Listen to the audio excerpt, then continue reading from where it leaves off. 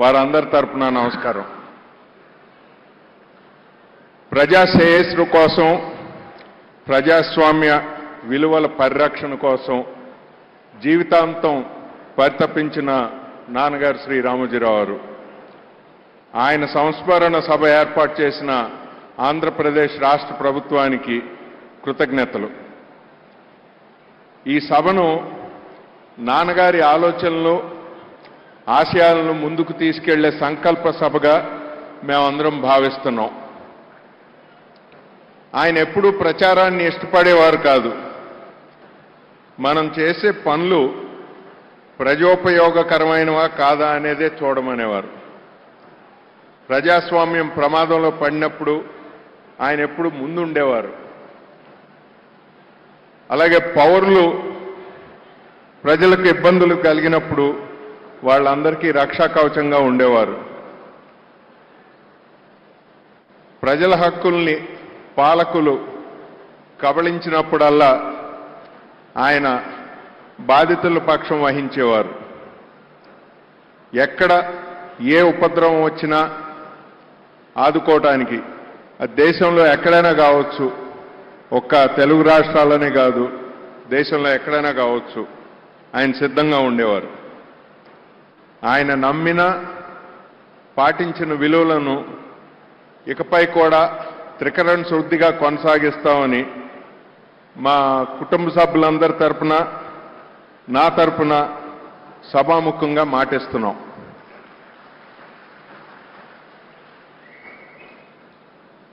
Every great institution is the lengthened shadow of a legendary personality. Eenadu and other Ramoji Group institutions are also such a lengthened shadow of the legendary personality Sri Ramoji Rao Garu. He is a strong crusader for values in public life and people welfare throughout his life. My father never clamored for publicity. His one desire was to see the development of an iconic Amaravati and an ever-progressing India. All of us in the family will forever strive to continue his efforts. In the last 5 decades or more,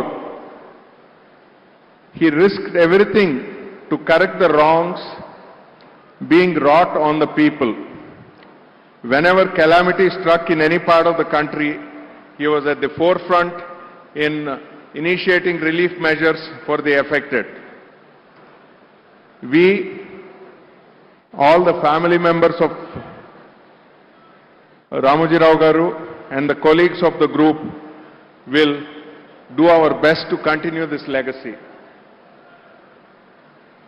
నవ్యాంధ్ర రాష్ట్ర రాజధానిగా అమరావతి పేరు సూచించిన నాన్నగారు కృష్ణమ్మ ఒడిన రాజధాని నగరం అద్భుతంగా నిర్మాణం కావాలని బలంగా ఆకాంక్షించేవారు.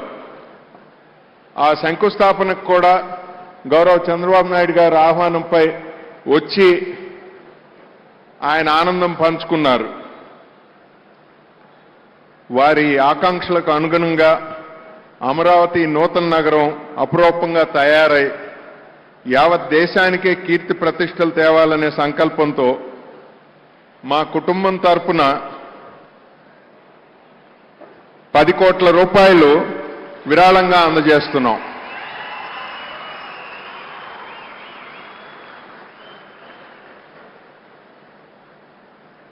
Apart from naming Amaravati, he always looked forward for the overall development of this new city. As a token gesture of the family for the continuance of his vision for this megapolis in the making, Amaravati, we are happy to present a check for rupees 10 crores to be used for the development of the city. He never sees what has been done. What remains to be done is what he was always looking at. And He believed that if dreams have to come true, the only way to do is to have the courage to pursue them. ఈ సభను ఇంత తక్కువ వ్యవధిలో గొప్పగా నిర్వహించిన మాన్య శ్రీ చంద్రబాబు నాయుడు గారికి, మాన్య శ్రీ పవన్ కళ్యాణ్ గారికి, ఆంధ్రప్రదేశ్ ప్రభుత్వానికి, అధికారులకు, ఎంతో దూరం నుంచి ఈ సభకు విచ్చేసి మా కుటుంబంతో సంఘీభావం వ్యక్తపరిచిన పెద్దలందరికీ పేరు పేరున ధన్యవాదాలు. On behalf of our family and all the thousands of colleagues in the group, we would like to thank all the guests who have come from far. We personally thank Sri Ram Garu, Gulab Bhai Kotari ji and several other dignitaries who have expressed their solidarity in coming this far to attend this commemoration meeting. Namaskaram.